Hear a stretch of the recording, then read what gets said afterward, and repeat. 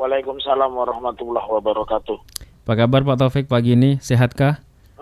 Alhamdulillah sehat karena kebetulan di Solo ya habis kues tadi sama istri. Oh, aduh.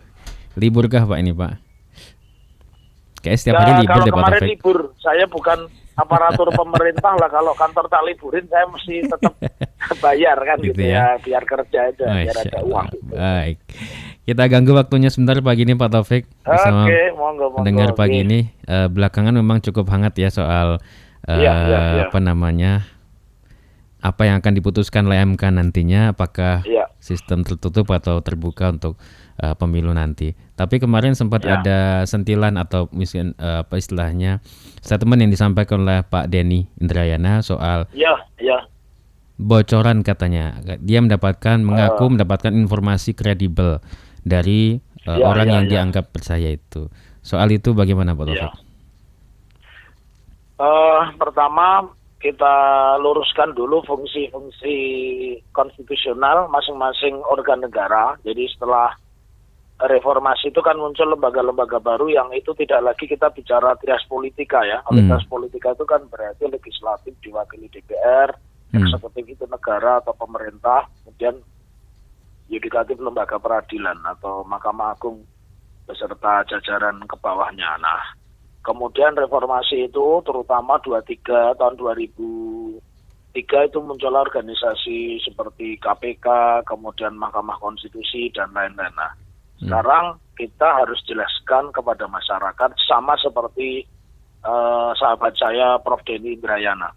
Pertama, Mahkamah Konstitusi sesuai dengan namanya, mahkamah itu berarti tempat peradilan yang diadili konstitusi. Nah, tadi saya di awal menyinggung tentang peran DPR.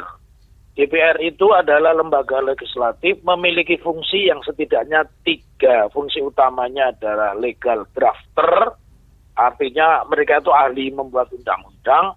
Kemudian fungsi budgeter atau menganggarkan, dan fungsi controlling ya. Jadi yang pertama itu mungkin legal drafting, budgeting, controlling. Nah, fungsi ini harus dipahami oleh siapapun, ya warga negara, termasuk Mahkamah Konstitusi. Jadi kalau berdasarkan fungsi itu, dibentuknya Mahkamah Konstitusi itu adalah mengadili undang-undang di bawah undang-undang dasar yang tidak sesuai dengan preambulnya, dengan isi, dengan penutupnya pasal-pasal di dalam undang-undang dasar. Itu kata kuncinya. Nah, artinya begini, kalau ada sebuah undang-undang yang dibuat oleh DPR dan diuji, undang-undang itu misalkan judul pemilu legislatif dan pilpres adalah terbuka, kemudian diuji di Mahkamah Konstitusi, tidak bisa diuji undang-undang keseluruhannya, pasalnya saja.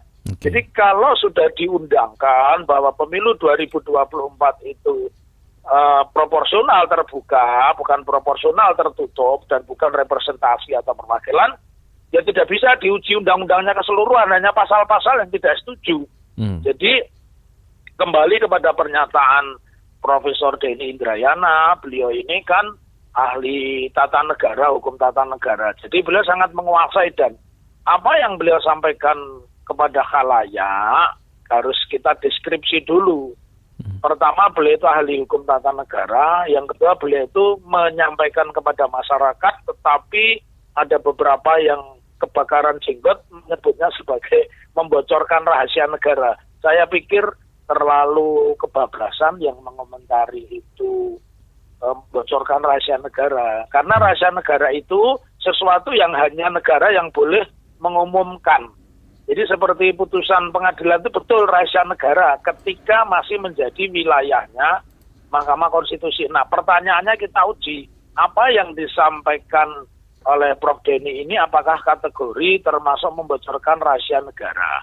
Pertanyaan pertama, apakah sudah ada putusan tentang Mahkamah Konstitusi yang sudah selesai, belum diumumkan, tapi Denny lebih tahu atau Prof. Denny tahu lebih dulu. Nah, kemudian yang kedua, apakah tuduhan pembocoran itu sama persis dengan bunyi putusan?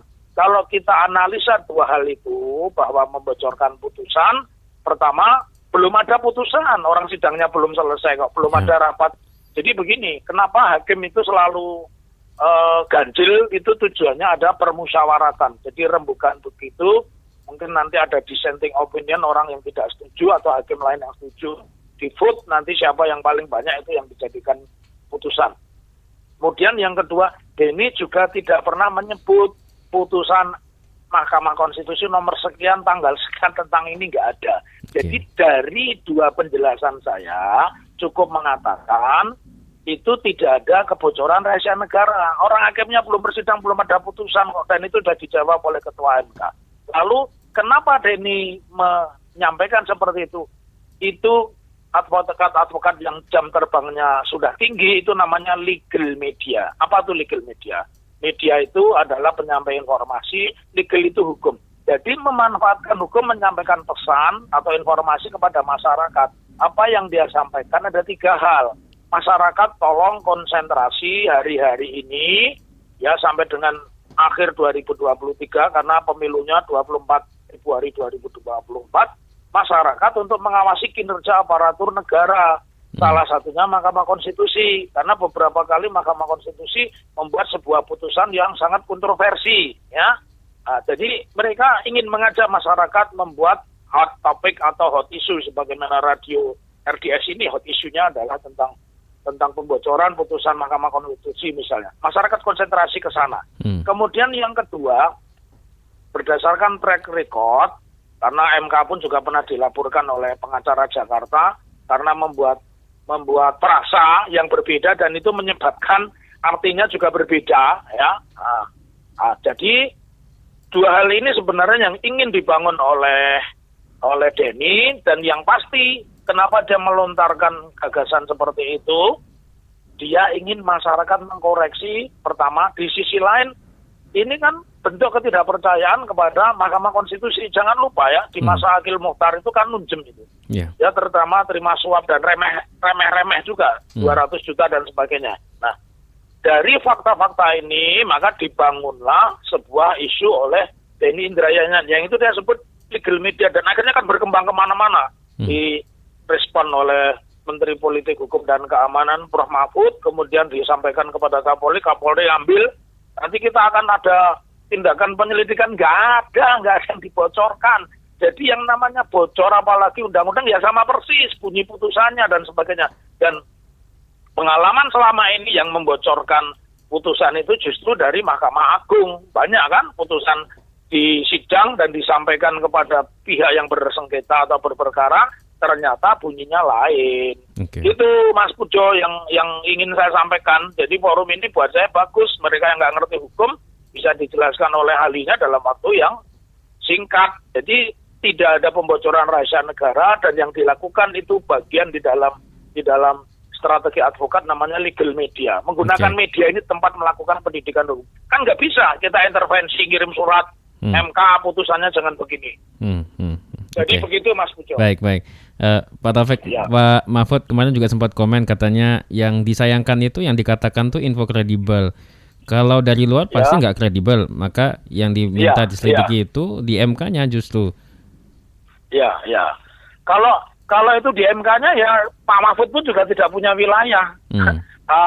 Itu polisi juga tidak punya wilayah. Kan saya bilang negara kalau berdasar teori trias politika itu, kalau orang memahami hukum itu hanya dipakai sebelum reformasi. Ada ada pengadilan, kemudian ada negara, ya, kemudian ada lembaga kontrol DPR. Nah, polisi itu bagiannya di bawah presiden, nggak bisa dia campur-campur urusan nanti kalau polisi tiba-tiba juga ikut meriksa dan sebagainya.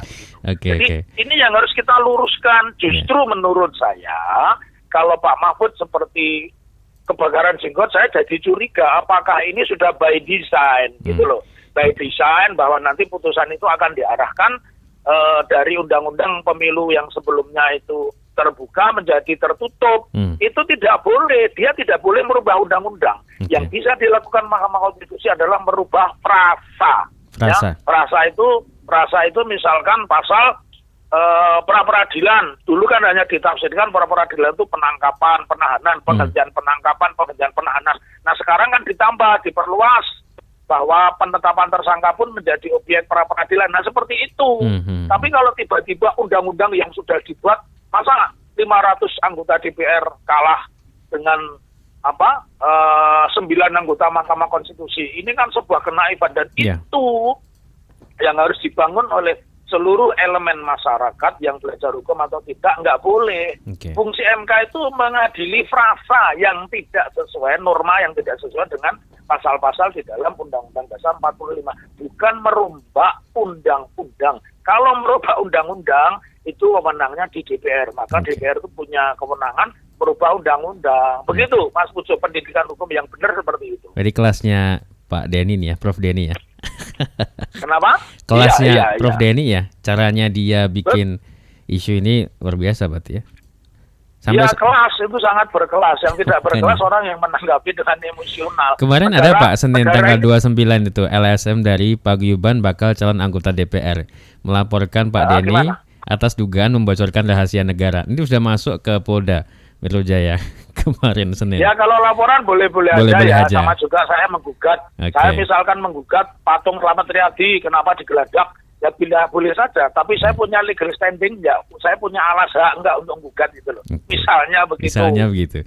Jadi orang-orang ini dianggap salah paham atas apa yang disampaikan Pak Denny ya? Ya menurut saya gagal paham ya. Gagal paham itu bagian dari intelektual, belum intelek itu namanya. Kalau ini harus bisa dibedakan fungsi polisi, fungsi konstitusi dan fungsi demokrasi. Yang dilakukan Prof Denny Indrayana itu fungsi demokrasi lah. Kalau Mas Pujo itu pejabat negara, mobilnya aja gratis, sekian tahun diganti, bensinnya dibayarin negara, sopirnya dikasih negara. Maksud aku tak kritik, aku dilaporkan polisi, bener nggak? Yeah. Nah, yang ingin saya sampaikan, yang tidak boleh itu melakukan fitnah. Kritik itu boleh, fitnah itu tidak boleh. Yang dilakukan Denny itu, kritik Denny masuk hukum kalau mengatakan hakim konstitusi disogok untuk mengeluarkan putusan undang-undang pemilu yang akan datang adalah proporsional tertutup. Itu Denny masuk penjara itu. Itu fitnah, gitu loh Mas. Betul. Nah, clear ya. Jadi penjelasan saya ini sangat clear. Yang menjelaskan ahli pidana kok, bukan ahli abal-abal gitu loh. Tadi ada pendengar yang tanya Pak Taufik, MK itu dulu pernah putus terbuka ya di 2008. Dan katanya putusan MK itu kan final dan mengikat. Terus kemudian sekarang ada yang menguji, ada yang mohon untuk digugat, pemohon penggugat. Itu kemudian sekarang diuji lagi dan akan ada kemungkinan dibuat tertutup ataukah terbuka. Ini bagaimana penjelasannya Pak ya soal hukum itu? Ya, jadi begini, untuk pengertiannya final and binding itu, terakhir dan mengikat itu tidak ada upaya hukum yang lain. Kalau pengadilan umum, pengadilan korupsi, pengadilan tata usaha negara, itu kan bisa banding, bisa kasasi dan sebagainya. Bisa PK juga kalau ada bukti baru. Kalau di pengadilan Mahkamah Konstitusi tidak, jadi sekali diputuskan sekali itu, dan itu mengikat kepada orang yang tidak mengajukan permohonan. Maksudnya begini, karena yang diuji undang-undang, ketika undang-undang itu pasalnya dirubah, kalimatnya dirubah, maka itu berlaku untuk semua yang tidak memohon. Jadi kalau logika hukum yang saya pelajari, tapi negara ini kan kadang seperti lagu tanpa logika gitu loh ya, tanpa logika itu mestinya ditolak. Kalau dengan logika ditolak, karena memang tugas Mahkamah Konstitusi itu bukan merubah undang-undang ya. Jadi kalau undang-undangnya bunyinya proporsional terbuka, kemudian dirubah jadi proporsional tertutup, ya jelas itu bukan kewenangan Mahkamah Konstitusi, itu dikembalikan ke DPR. Dan saya juga meyakini 9 fraksi itu sudah mengatakan menolak proporsional tertutup, dan mereka ngancam loh, jangan lupa loh. Mereka bisa bikin undang-undang yang membatalkan keberadaan Mahkamah Konstitusi. Ya, kemarin sudah mulai muncul tuh Pak ancaman-ancaman itu. Ini kalau nanti jadi tertutup, berantem dong, yang udah ngeluarin uang sekian miliar. Saya misalkan udah masuk dapil 5 Surakarta, antara lain Surakarta, Klaten, Boyolali, Sukoharjo, tiba-tiba tertutup lah, mending nyogok ketua partai kan begitu. Itu risikonya Mas, ini bisa perang saudara ya. Itu, jadi saya kok berkeyakinan dengan ilmu loh ya, karena saya bukan dukun ya, saya bukan ahli melihat indera keenam ya. Saya mengatakan secara norma itu fungsi ketatanegaraan, tugas tupoksinya, tugas pokok dan kewajiban dan fungsinya itu tidak ada MK itu namanya merubah undang-undang. Dia merubah pasal ya. Kalau merubah undang-undang nggak bisa. Gitu Mas. Baik, jadi kemarin disebut Pak SBY sempat ada nanti bakal ada chaos politik kalau sistem dirubah di tengah jalan. Kita bisa bayangkan Pak Taufik ya, mungkin nanti ada ratusan ribu bacalek itu minta ganti rugi ke MA, ke MK maksudnya. Betul. Iya. Nah itu nanti hakim MK-nya mulai kan bisa jadi kata kolor lari-lari pagi itu nanti kalau sampai seperti itu. Oke. Ya kan? Iya. Baik. Hanya satu yang menyuarakan tertutup, PDIP, Pak Taufik. Itu bagaimana ya menurut Pak Taufik? Ya, ini pertanyaan bagus, saya terdaskan di sini. PDIP itu kenapa minta tertutup? Karena PDIP itu suara presiden threshold-nya itu belum mencapai 20%. Dia suaranya legislatif kemarin kan 19,5 kan? Nah, yang bisa mencalonkan itu kalau jumlahnya 20%. Itu undang-undang yang mereka sepakati. Walaupun kalangan ahli tata negara, utamanya dipelopori oleh sahabat saya, Refli Harun, dia menolak. Kalau pencalonan presiden itu harus didukung 20% itu membunuh hak politik warga negara. Karena yang bisa mencalonkan hanya partai besar, kan gitu. Dan yang bisa dicalonkan hanya lewat partai besar. Jadi padahal demokrasi itu boleh memilih, boleh dipilih. Berarti seseorang bisa kehilangan hak boleh dipilih kalau hanya 20%. Dan wajar, karena tadi saya terangkan perolehan suara Partai Demokrasi Indonesia Perjuangan itu kurang dari 20% gitu. Ya. Kalau tertutup kan dia bisa menyandra ketua partai ini, jadikan tersangka KPK, nanti deal dan sebagainya. Begitu, Mas. Ya. Jadi itu sebenarnya dalam rangka mengamankan saja calon dia supaya jadi kalau proporsional tertutup begitu. Oke. Baik, pendengar silakan, mungkin ada yang mau bertanya, mumpung ada narasumber kita pagi ini, silakan bergabung langsung. Oke, silakan. Kalau mau tanya silakan. Saya bisa dengar juga ya pertanyaan itu ya. Bisa Pak, insya Allah. Jadi jelasnya putusan terkait MK ini nanti akan melampaui kewenangan Pak ya kalau menilai terkait sistem. Kalau nanti merubah jadi proporsional terbuka menjadi tertutup perwakilan, jelas melampaui kewenangan ya. Melampaui kewenangan itu di di dalam hukum namanya ultra petita, melebihi dari yang diminta itu. Ya. Kalau saya itu keyakinan saya dengan ilmu pengetahuan ya. Sekali lagi saya bukan dukun, bukan simpatisan, bukan underbo partai politik manapun. Normanya itu dia menguji pasal-pasal, bukan merubah undang-undang. Itu yang harus dipahami masyarakat. Oke, baik. Terakhir kita update dari MK belum ada rilis jadwal untuk putusan perkara Pak. Jadi kita juga masih menunggu. Tetapi yang jelas katanya Pak Anwar akan mempertimbangkan semua putusan, terutama soal menanggapi yang kemarin ada ancaman-ancaman soal off budgeting di MK, katanya mau di ini sama DPR itu ya. Ke telepon dulu. Iya. Assalamualaikum.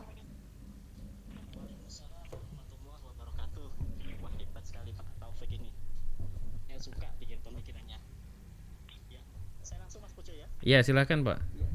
Jadi saya melihat begini Pak Doni Indrayana juga sempat mengatakan bahwa kasus kebocoran keputusan MK itu akan ditukar guling dengan keputusan DMA yang berkaitan dengan Partai Demokrat yang akan diserahkan pada Muldoko itu. Mohon komentarnya Pak. Dan kalau memang dalam sistem hukum kita apakah memungkinkan cara-cara semacam itu? Sekian, terima kasih. Assalamualaikum warahmatullahi wabarakatuh. Waalaikumsalam. Terdengar Pak Taufik ya? Ya, jadi intinya kan mempertanyakan ada bargaining 2 pejabat dari Partai Demokrat di Mahkamah Agung yang sampai hari ini belum ditahan, kalau tidak salah pertanyaan Bapak itu begitu ya. Nah, kalau saya mengatakan secara teori ketatanegaraan nggak ada, karena yang namanya Mahkamah Konstitusi dan Mahkamah Agung itu tidak nyambung ya, tidak ada garis putus atau garis tegak apalagi begitu, itu nggak ada. Jadi kalau yang disampaikan oleh Pak Mahfud, ada pejabat negara yang terkait dengan Hakim Agung, kalau tidak salah yang benar ada Hakim Agung yang belum ditersangkakan. Nah itu urusannya Pak Mahfud, tapi secara konstitusi itu tidak bisa dibenarkan dan nanti negara ini akan jadi rusak kalau negara saling menyandra begitu ya.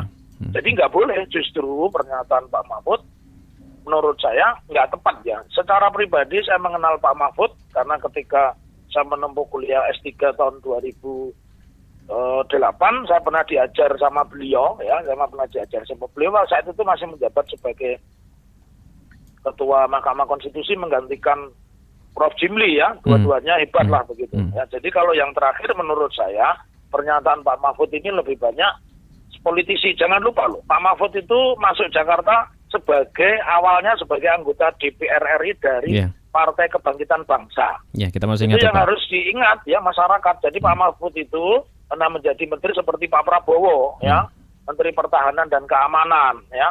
Jadi lebih banyak saya mengatakan pernyataan Pak Mahfud terakhir ini seperti mencari panggung. Kenapa saya bilang mencari panggung? Misalnya tentang di Kementerian Keuangan yang sampai berseteru lama begitu dengan Bu Sri Mulyani soal 370 sekian triliun yang tidak bisa dipertanggungjawabkan, kan hilang, tidak ada kelanjutannya itu. Ya. Jadi dari pendengar radio RDS saya bilang tidak ada hubungan langsung atau tidak langsung antara Mahkamah Konstitusi dan Mahkamah Agung itu. Karena kedua lembaga tidak bisa saling mengintervensi. Kalau Mahkamah Agung mengintervensi pengadilan tinggi, pengadilan negeri jelas bisa. Itu Mas Ujo dan Bapak yang tadi bertanya. Terima kasih. Terima kasih. Pak Taufik, terakhir barangkali dari mungkin closing boleh apa yang sudah kita bahas hari ini terkait dengan kita juga masih menunggu putusan MK seperti apa. Banyak juga menunggu memonitor bagaimana putusan MK dibacakan, dan ujung dari segala polemik ini soal isu atau rumor konon kabarnya sudah ada hasil putusan MK terhadap judicial review tentang sistem pemilu. Seperti apa Pak untuk yang bisa kita sikapi dari polemik ini? Ya, yang pertama, kita ini warga negara yang baik, jangan mengintervensi siapapun, ya tunggu saja keputusan, bukan keputusan ya, putusan, karena itu sengketa berarti putusan. Kalau keputusan itu sifatnya satu, seeking hanya kepada satu orang begitu. Jadi kita tunggu putusan Mahkamah Konstitusi, berikan dia kesempatan berpikir. Yang kedua, jangan terlalu percaya kepada rumors, karena negara ini sekarang mengandalkannya rumors, ya. Jadi bahaya itu kalau rumor dijadikan dasar, jadikan referensi. Dan itu sudah masuk konstitusi, karena misalkan pelaporan ke polisi, kejaksaan tanpa alat bukti itu boleh, namanya dumas, pengaduan masyarakat. Jadi nggak ada hukum positifnya, itu yang membuat keliru. Yang ketiga, tetaplah menjadi warga negara yang kritis. Kritis itu apa? Ini pesan saya, jangan mudah menyebarkan video yang nggak jelas. Tidak jelas sumbernya atau sebarkan. Anda lama-lama bisa kena undang-undang informasi dan transaksi elektronik menyebar hoax. Jadi kalau mengutip atau menyebarkan, satu dari televisi, kemudian yang kedua dari radio yang jelas, kemudian yang ketiga dari media mainstream, misalkan detik.com, kemudian Sindu, ya, Suara Merdeka, Solo Pos, itu kan beritanya pasti benar, soal isinya salah itu urusannya wartawan. Tetapi kalau mengutip sepotong-sepotong itu yang bahaya dan yang banyak sekarang. Terakhir, kita tetap berharap Mahkamah Konstitusi kembalikan kepada marwahnya sebagai satu-satunya saat itu sebelum kasus Akil Mukhtar, satu-satunya institusi yang tidak bisa ditembus dengan sogoan. Ya. Ini menjadi pertaruhan semua. Begitu, salam hormat saya untuk semua pendengar RDS. Dan juga untuk Mas Pujo dan kru, ya. Siap. Terima kasih banyak Pak Taufik. Waalaikumsalam warahmatullahi wabarakatuh. Mencerahkan.